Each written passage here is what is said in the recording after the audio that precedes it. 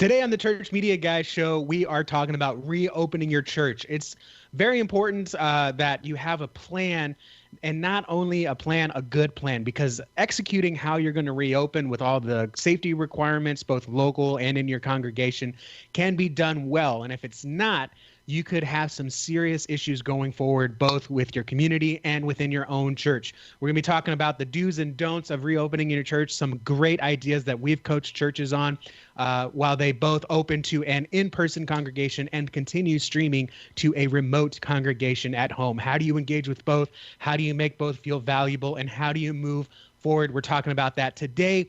And with me is some fantastic guys. As you know, it wouldn't be the Church Media Guys if there was just me. So let's go to who you're actually here to see. Dave Curley is here in the Curley Studios. How are you, Dave? I am doing well. Hello to everybody out there. Hello to all the folks in the chat. Too many to name, but I'm sure Justin will do it, because if I do it, he'll start crying. See last week's show as an example. So what's going on? Gummy Shockin', Tommy, Christopher, Big D, Titus. It's spelled differently, but Titus, Ramon, Luis. Titus. Yeah, Titus is how it's spelled. But welcome, guys, and welcome everyone watching here. I know we got some competition because the Welcome Back Summit is starting right now. So we're probably going to have a little bit of fewer viewers live, but I'm sure they're going to come and talk afterwards. If you're not part of the Welcome Back Summit, go to churchtrainingacademy.com/welcome back. That is if you're watching it live or right after July 7th and 8th. And if you sign up with our link, churchtrainingacademy.com/welcome back, send us your receipt that you signed up with. It's free, but send us your confirmation email that you signed up with our link. And I'm going to have a special debriefing Thursday at 12. We're going to talk about reopening your church and some of the highlights, as well as maybe some details that was glossed over. It's going to be Thursday at 12 Central, and you have to use our link to get it. So we're very excited. Also, Fraser Mountain Community Church is here.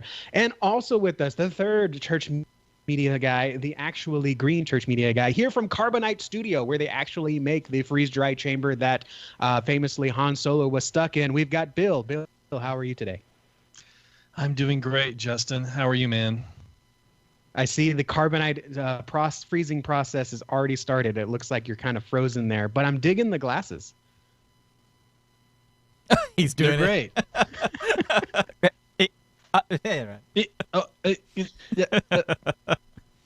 Awesome. Hey, by the way, before we get into everything, I would be remiss if I didn't tell you that this show is brought to you by our friends over at Restream. Go to getrestream.com and sign up and get a $10 credit. Restream allows you to do something really awesome. It's called syndication. It allows you to stream to one location from your computer and then broadcast it out to a whole bunch of different platforms like Facebook and YouTube and another YouTube and another YouTube and Twitch and Mixer, if that's still a thing, and other things that are out there, other platforms that are out there that you may be trying to build or have an audience on that you want to connect and engage with. So go to getrestream.com, who is, some friends of ours, and save $10 when you get started. So let's see. I'll get rid of that, and there it goes. Awesome. So coming back together, it's weird, guys, because you would think in a normal world that everybody says, okay, we're at a stopping point with the chaos, so we can all start coming back to church.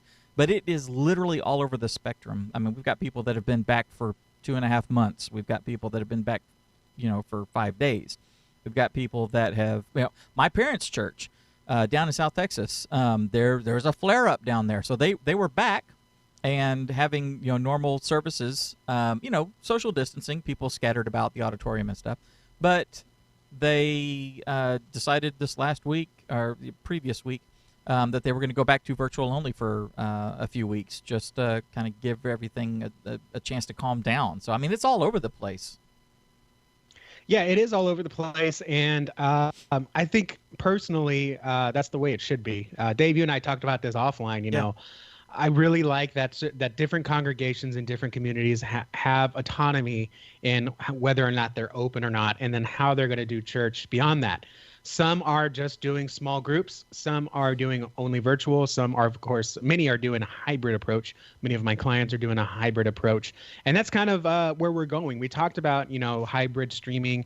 How do you keep people online engaged while you reopen? But today I want to talk more about what you do specifically when you're reopening. So question of the day I want to ask, are you sitting at the table when it comes to reopening talks? A lot of our people are volunteers. There are staff, there are secretaries or receptionists that are also doing the streaming. There are the kids directors that are also doing the streaming. Are you at the table when it comes to reopening talks? Because you kind of have to be. You don't want to come in Sunday morning and figure out kind of what's going on and how things are going, because you want to be sure that you reopen properly in the media part, but you also, being a consumer of Church Training Academy and the Church Media guys, we also give you some advice that your pastor either doesn't have time to listen to, rightfully so, because they're busy shepherding. But, we also want you to know what can go wrong if you don't reopen properly. First of all, I just want to just get this out there. Let's get the negative out there before we go into the positive. That's the way I like to do it. What can go wrong if you don't reopen properly, if you don't take all these things we're going to talk about into consideration? Number one, most importantly, you're going to risk the safety of your congregation. We're technology guys. We're internet guys. So we don't go too much into sanitizing and social distancing and all that. We're going to talk a little bit more about the internet stuff and all that. But if you don't open up correctly and safely, what can happen is you become a PR target. And I know that sounds super doomsday-ish. But there are people, whether maliciously or concernedly, whatever their motive might be, if they find out that your church became a place where COVID was spread, that's going to be a story that's spread best case through the news, worst case through social media groups, worst case down the chain. Mm-hmm. So you want to make sure that you don't put yourself in a risk to harm your congregation, but also to harm your community trust, your community authority, because you could become that church over the next year. I heard they didn't have it all together, and mm-hmm. you want to make sure that you reopen properly. So yeah. I mean, they talk a lot about PR that in the Welcome Back Summit. We're going to hit more of the technology part of it. Yeah. Yeah, there is the PR concern, and that's you know just like any other business, you're going to have to manage that. And there's unfortunately we live in a world where you can't always control the narrative, especially mm-hmm. when people are hysterical, for lack of a better term. There's hysteria right. and maliciousness out there. So do the best you can, which is something that we've been doing at our church. We've been proactive. With that whole thing, with having multiple campuses locally, right? So 3 different, venues all in the same on the same campus, and then combining those and letting people make the decision about when they feel it's okay to rejoin the official, big live event that's happening in the main room. So it doesn't hurt to be cautious and all that, but also need to be realistic as well. 100%. Another part of that too is when you have your plan in place, you just need to own it. Yeah. And, church should never be about numbers anyways, but, you need to realize that people are going to make their choices and you need to have options available. Even if for instance, my church does not have the option to do live streaming right now. Our internet connection is not the greatest. And so we've just chosen to pre-record the message while we still have our live worship services. Now, this last Sunday, we still did 2 services so we could have enough room for everyone to social distance. And we probably had maybe 25 in the first service and maybe 20 in the second service when we're used to 250 right. people overall. Yeah. And so you just own it. And, you're not there for the numbers to begin with, but that's really important for people to be okay with that. And understand that, this is where we're at, and we're going to take it, and we're going to run with it, and it's going to be great because whoever's supposed to be there is supposed to be there. And just respect people's decisions. We don't want to ever get into the whole guilt game of, or even accusing people of living in fear and those sorts of things. Each family has to make their own decisions for the best interest of that family. Absolutely. And we just make sure that we provide an environment for both choices, and that's the important thing. That's exactly right. So Justin, let's talk some practicality. Yeah, man. So I want to start with one that blew me away, and I'm recommending to most of my clients, and our own churches. Man, I really enjoy someone in the church media hack shared that they actually reorganized the entire sanctuary, and it's not a large one. It's not a 500-person sanctuary. It looks like it'll seat about 200. But what they did was they actually took the chairs out of the way, and they socially distanced pockets of chairs, and so they know they're going to have about 20 to 30 people in service, and they actually kind of did a rainbow formation in front of the sanctuary for 2 rows. And I should have gotten the picture before we went live, and I just didn't even think about it. But what it looks like is it looks like a small group environment. So similar to how we have Sunday school or small group or whatever you call your community groups, you do it in a circle because you want that to encourage discussion, and it kind of creates intimacy. Well, when you look at these groups versus people scattered on pews, man, people scattered on pews or scattered in chairs, it just doesn't look good. It looks like there's only 2 or 3 people there. It looks like no one's really involved. Whereas if you do it in a circle, still social distanced, but you kind of frame it that way, it looks like, you actually have people there that are involved, and it looks like you're actually kind of part of something versus just peeking into something. So, really explore and talk with your pastor. Say, hey, it looks really good. I understand we need social distancing. And, this is, again, you have autonomy. And if you don't like this idea, don't do it. But instead of having 20 people scattered and seating for 200 people, instead create pockets where we're going to have sections of 3 chairs for families. Then they're going to be spaced 6 to 10 feet apart. I always say go more than 6 feet. I would like to see 10 feet. It's not that much more, but it looks like it and it feels like it. So if you're going to have 20 to 30 people, create, these pockets, these 10 sets of 3 chairs, distance 10 apart. Then you don't have to take up the whole room. You still socially distant, responsibly take up a quarter of the room. And it looks really good on the live stream, which again keeps people engaged because they can see people are gathering, people are safe, people are there. It doesn't look like there's only 2 people there. And actually you can see the 20 to 30 people there. And that does make a huge difference. A little bit of that social proof. And I know some of us have pews and we can't do anything about that. I would say push them to the side. I know a lot of churches can move their pews. They're not locked into place. It does take some man hours. You can do it socially distant from your other volunteers. But it looks really good. And if you want to take it to the next level, if you're unable to move the pews, if you're unable or unwilling to move the chairs, then consider, maybe you encourage people like we do, kind of fill in the middle and go out. Encourage people, we want people to see that we're regathering. We want people to see the community.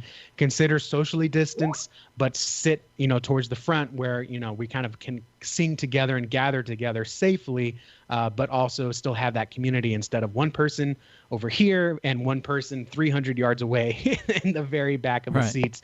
That's really tough. And when they can do that, you kind of get that neighborly community experience. I know that's a little controversial to say, rope off the half and bring people closer, but you're still socially distant. And it looks really good on the live stream. And it really is something more fun to watch, more engaging to watch when I can see more people on the live stream worshiping in person while I worship remotely. Does that make sense? It does. And that's actually really important because you and I have talked a lot about the difference between the 2 different kinds of live streaming when it comes to church. The live stream where the people on the live stream are participating in this live event that's happening, versus the virtual church kind of live stream where the pastor is engaging directly and only with the camera because there's nobody else in the room.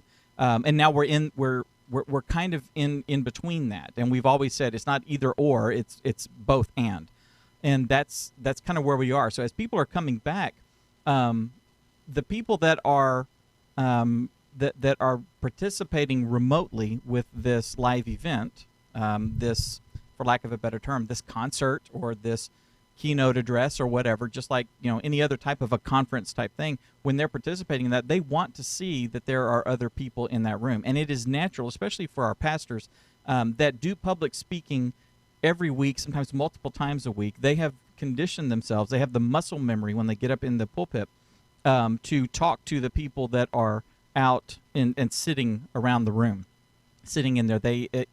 One of the things when you learn how to public speak is learn how to, pick out 2 or 3 people that you see that are nodding or responding in some sort of a way and actually have the conversation with them.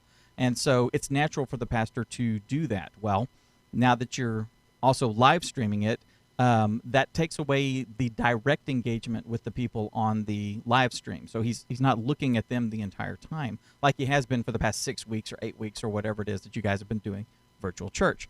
So to bridge that gap, you need to have the backs of heads for the people that are watching it, so that psychologically in their mind it puts them in the frame of where they are and what they're participating in. I'm watching this live event happen that I can't be at. That versus I'm watching a TV show and he's talking to a potted plant across the room.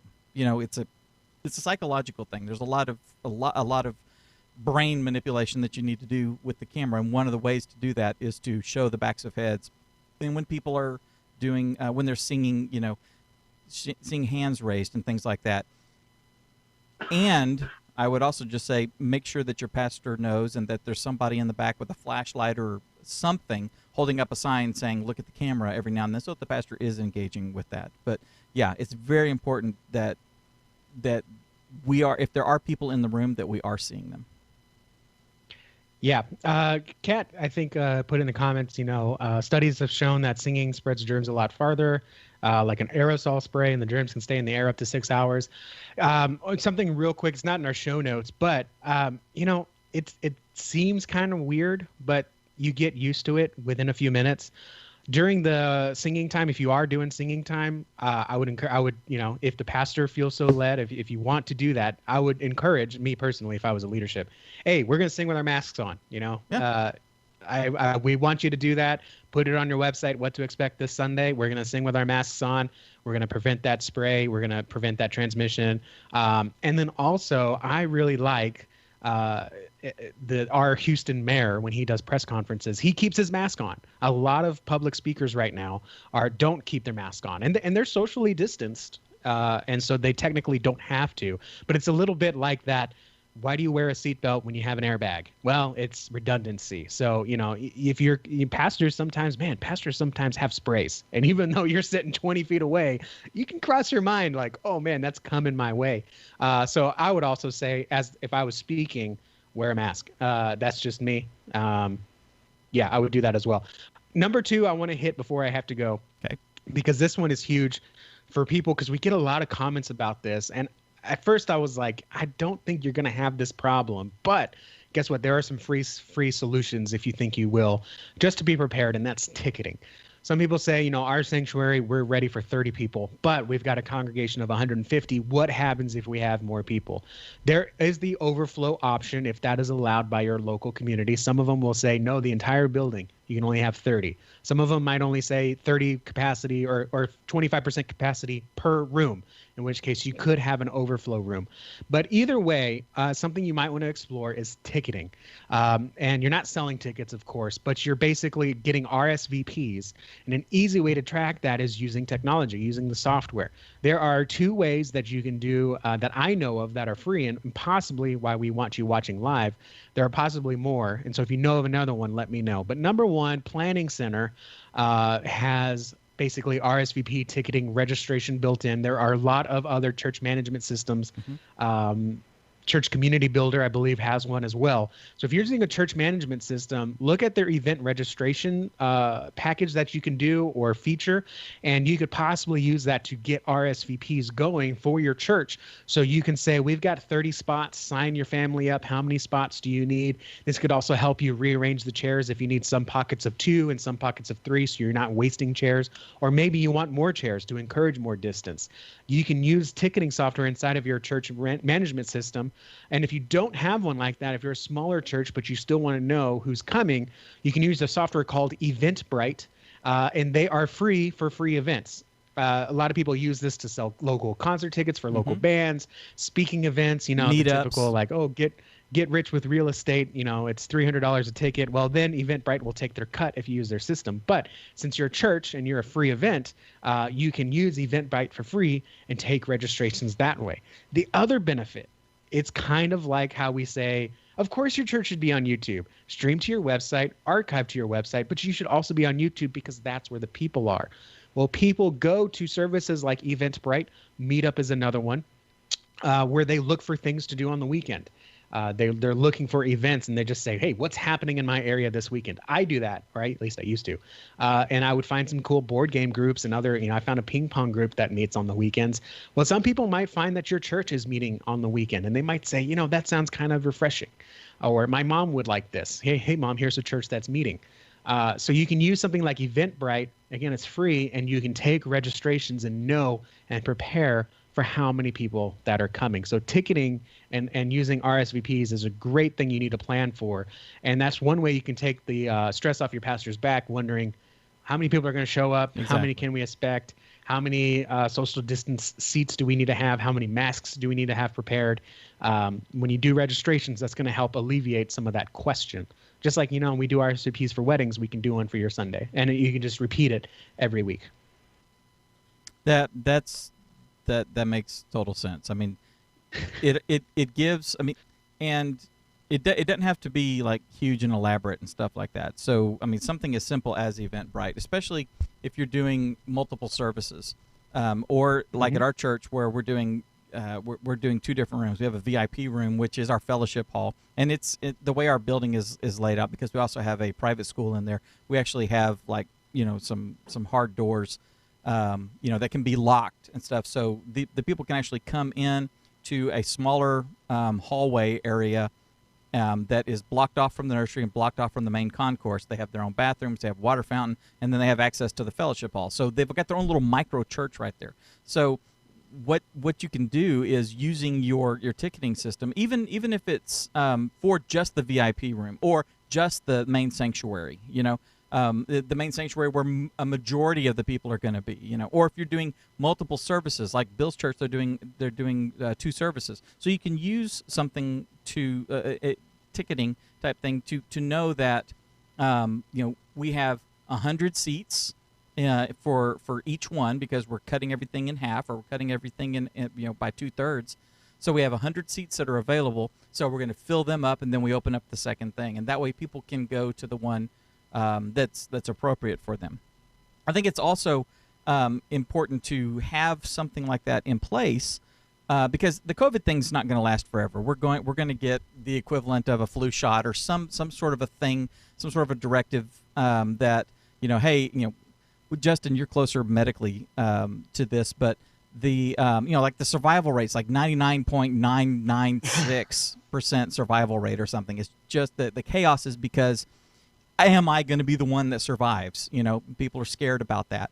So once we actually have something, that you can take, or that will lessen the chance, and things can be a little bit more predictable and stuff, a lot of the necessity for all this kind of stuff is going to go by the wayside, or it'll be seasonal. Think flu, precautions, that kind of a thing. But when you do other things at your church, having a ticketing system in place is going to be very helpful. It will make registration for your Discipleship Now weekend a lot easier. It'll make it for youth events and other big things, other things that you're doing, community things that you're doing. So if you put that in place now and start getting used to it and stuff, then you kind of have it, in your holster ready to draw whenever you need to.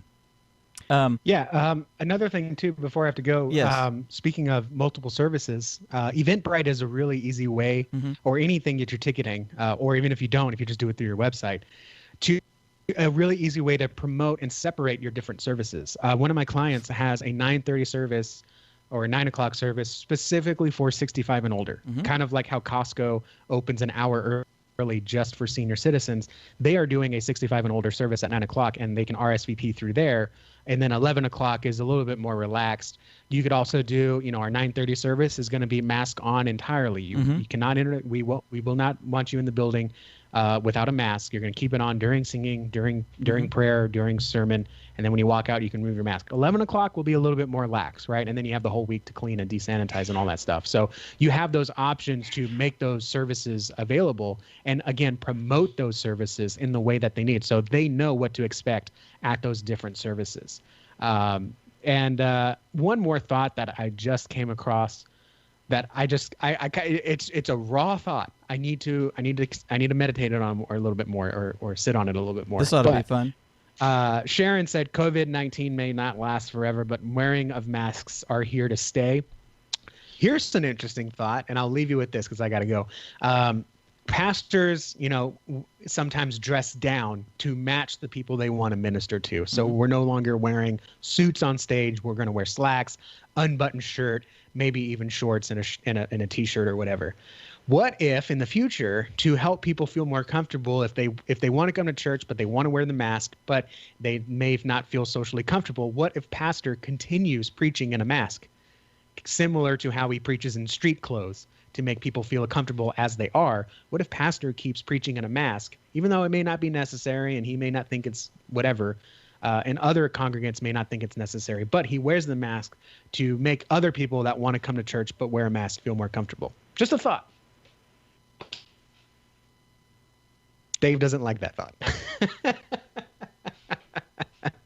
And that's okay. That's why we're the church media guys. Didn't you say you had to go? We're gonna bring you some different thoughts. Yeah. Didn't you say you had to leave? Yeah, I gotta go. Dave, are you ready for me to go? Sometimes I drop my Skype and then you get all mad at me. Yeah. No. Because I ruined the shot. Are you good? No, we're good. I'm going to cut to a 2-shot of me and Bill, and we will talk to you later. By the way, Justin and I are doing something brand new tomorrow, which is going to be familiar but also new. So be looking on this channel, everybody, tomorrow. What time are we doing it? 11? Is that right? 11. Yes, at 11 Central Time. So be sure you guys are all here tomorrow. All right, bye, Justin. See ya. All right. See ya. So one last thing that people are wondering about is basically how to socially distance or how to manage the media booth, Bill. There's a whole bunch of different sizes when it comes to your media booth. Sometimes your sound, your PA system, which, by the way, your PA, the person doing your PA, the room sound, should always be in the same room where it's happening. You don't want them like off in a closet somewhere, and trying to mix, to the acoustics in the room when they can't hear the acoustics in the room. So most churches have that in one form or fashion in that room somewhere, and a lot of churches have added the Pro Presenter stuff back there. They've added the live streaming and all that. Sometimes the Pro Presenter and live streaming are cordoned off into another room. They could be, I've seen a lot, Bill, where they take the older churches that have like a cry room built in at the back of the auditorium, where there's just a windowed off little room, so that if a baby's crying, they can go in there and let the kid get it all out, but it's the sound is dampened in there, so it doesn't disturb everybody else. A lot of people have turned those into the control room for the video and for the in-house video system and all that sort of stuff. So whatever you're doing, my recommendation is that you basically follow the protocols that we've been using for like keeping things clean. So if your church is using, I cannot remember the name of the spray, but it's this it's the antimicrobial spray that car manufacturers and rental facilities and stuff have been using for years and years and years. That you spray it and wipe it down and stuff, and it basically kills any type of coronavirus and a whole bunch of other types of things as well. And then it lasts. It kind of like seals it up, for long periods of time. I would get some of that type of spray, and then just be sure that you are keeping the area sanitized as much as possible, especially with the keyboards, because we're all sharing the keyboards. I'll do it for this service and you'll do it for the next. Right. The mice, things like that they're notoriously dirty. I mean, yes, if I picked up my keyboard right here, and I've started doing this actually routinely now. I mean, looking at it, it's nice and clean. You know, you can see a little bit of grease spots from where my fingers are, but basically it's nice and clean. But if I tilt this thing over and just tap it a few times, you'll start seeing little bitty pieces, little crumbs and stuff like that. Because I was eating a sandwich and a little, piece of bread fell into it, and just we all shed skin, Dave. and we shed skin, and whatever else, I don't know, bugs crawling out of it and stuff. All that sort of stuff happens in there. So just keep those things clean, keep them wiped down. Do not spray directly onto them. Put it onto a cloth and wipe it down really good. Those sort of things, and the screens as well. Remember our screens. The best thing to do with our screens is to just use water and a damp cloth to wipe them down, because some screens have a coating on them, and if you were to apply a chemical, could react with the coating, could mess it up. If it needs to be a damp cloth, not a wet cloth, because the borders around our screens, if water gets down inside there, it could then get into the glass and start leaching up inside, and you'll end up ruining a really nice monitor. And so you don't want to do that. But just wiping them down, and then don't touch the screens. I mean, they're sitting right in front of you. You really don't ever need to touch them once they're in position. You definitely should never be touching the actual glass of your screen, because you're putting fingerprints on it. Things like that. Wipe down the mice. If you have a non-laser mouse, if you still have some like old rollerball mice, take that ball out and wipe it down and clean off the rollers in there. I know some churches still have them. That's okay. Just little things like that. And then wipe down the surfaces. Just the area. Lift up the keyboard, clean underneath it, clean the thing, spray down the chairs, do all that sort of stuff. I mean, this is just the common sense sanitary stuff that we actually should be doing regardless of coronavirus. Just, once a month or something, you should be doing that in your booth. But we need to do it like before each service if you have multiple services. And then just wear your masks, and be sure that when you're talking to somebody in the booth, because you're not, just reality, you're not going to be socially distant from them. You're going to have someone that's about 6 inches away. Do that. Oh, and the cleaning, then the sanitizing, do that to your mixers and all the other equipment that are up there as well. But when you're up in the booth and you're parallel with each other, just practical sense, don't turn to each other and talk like this. Let yourselves just be parallel with each other and just kind of angle a little bit, tilt your head a little bit to talk, that sort of thing, right? And if you have we use walkie-talkies. We don't have like the official comms, type setup in there. We just have walkie-talkies, and I have mine. Lisa has hers. Lisa does the camera. She has hers. She uses hers. I use mine. No one else does. Just make sure those things are labeled so that you're always using yours and they're always using yours. And then be sure you wipe them down before and after, and that kind of thing. If you can bring your own earbuds to work with those, use those as well. And having something like that, and walkie-talkies are cheap, having something like that can help with the communication from one end of the booth to the other end, so you don't have to walk over and talk to that person or use sign language or anything like that. So I mean, it's just really practical stuff that if you just stop and think about it, a lot of it is just good cleanliness, and that will take care of a lot. We know that if we wash our hands, that with good soap and warm water, right, we're going to keep germs at bay. So just little stuff like that. You got any thoughts, Bill? One side note, Dave. Yes. I'm going to throw the all-natural alternative in there. Oh, we have an oil for everything. Yes, we do, bro. Yes, we do. We diffuse On Guard, which is a doTERRA product, but there's also a Young Living version called Thieves, I believe. Right. And they are both antimicrobial, antiviral, and they work really well at scrubbing the air. That's another thing. Also, if you don't want to depend on oils, you could also, instead of diffusing oils in the air, you could get a surgical air scrubber. You sure can.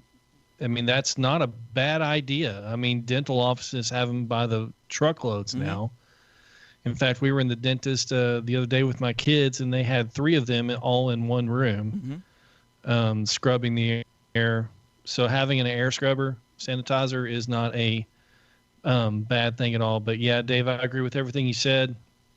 The other thing too is that if you have larger control rooms and you are sitting next to each other, then you can go the whole Starbucks route. Now what Starbucks is doing is if you have two coffee makers, espresso makers side by side, they actually have a plexiglass screen between the two. Oh, sure. So the guy that is on one side is never supposed to touch the other side and vice versa. Right. And they have that plexiglass barrier between them. So even if they do turn and forget and turn and talk, you have that layer of protection there. Yeah, exactly. And if you do need to move things around, if you do, if you're using a laptop or an iMac or something to do the presentation and stuff, and you do need to move things or whatever, just be sure that you give yourself plenty of room cord-wise. If you need to get extension cords or do something like that, don't decide, oh, we'll just go wireless. Don't do that. Get a longer a longer network cable, whatever you need to do if you do need to spread things out a little bit. One of the cool things is a lot of the digital soundboards are have an accompanying iPad app that you can use. So conceivably, you can walk up into the booth and sort of get everything set during the rehearsal. Just make sure all the levels are there and the appropriate things are turned on. Mics have been distributed and stuff like that. And then, go and sit down in the back of the auditorium, go sit a few pews over or something like that, and just use the pad. Behringer makes great products for that. Exactly. And you can be one less person in the booth. So maybe, the person who's doing the live stream can kind of slide over a little bit and angle their screen a little bit away from the person that's at the opposite end doing the lights and the pro presenter stuff. I mean, just whatever. The only thing with that is if you do have multiple people on the team, you still have to think about a way in which you can communicate with each other if you need to do anything on the fly. Yeah, and comm systems are really nice if you have them, wired comm or wireless comm systems. Those are really cool. But frankly, I say don't spend the money on it right now. Just get yourself some nice little walkie-talkie, a 4-pack, a 5-pack, a 10-pack, whatever, of walkie-talkies. And they come with the little charger thing that you just sort of plug it in and you just sort of line them all up. Get yourself a label maker. Everybody has their own. Let them take their earpieces with them if you want. Just whatever. Something like that is great. You can just hit the little thing on your on the little button on there and bleep, and then say hey, can you give me a medium shot of Pastor Bob? And there you go. That works just fine. And it's these things have great range. Most of them have 2 to 5 to 10 mile range. I mean, it's crazy, and they're like $25 a piece. I mean, it's ridiculous how inexpensive they are and how they'll work. It's a cheap way to get that taken care of and get a comm system put in. Right, it's pretty easy way. Usually it's really easy to isolate the frequencies so you're not interfering with anything with those as well. Yep, absolutely. One thing I also want to say, and I just want to encourage everyone to remember, in the middle of all this talk, which everything we're talking about, they're all great ideas. And you've got to talk with your leadership team to figure out what is the best scenario for you. On top of all this, I just want everyone to know that, this isn't the first time humanity has faced things like this. So and again, this goes back to the way you talk to your team. This goes back to more leadership than actual practicality. But you need to understand that, this too shall pass. Yes. And, I don't want us to give in to the idea of what we would consider as, whatever, quote unquote, is the new normal, because what were they thinking about during the polio outbreak? Right. What were they thinking about during the tuberculosis outbreak? Hey, we did SARS and Ebola during the 10 Spanish years ago. flu outbreak? Right, yeah. I mean, so, I had swine flu in 2009. I haven't had it since. Yeah, we may have a season, guys, but just be encouraging, be a speaker of life into each of your congregations, especially from a leadership perspective. Don't speak fear. Yeah, don't be the doomsayer. I mean, be the practical person, obviously. Mm-hmm. We want to do what's right for everyone so that everyone has a chance to make it on the other end of this thing. Mm-hmm. At the same time, we also want to make sure that we're speaking life into our situations, because that's what we're called to do as believers. Is, the one thing we have, or that we should have in spades, is hope. Yes. And so don't forget that in the midst of all this. Yes, and hopefully the stuff that we've been talking about here has been helpful and give you some things to think about, or confirmed that you're on the right track because you were figuring this stuff out on your own. Either way, what we do want you to do is take some of the stuff that we've talked about today, put it into practice, and use it to go change lives. We will see you guys on the next video.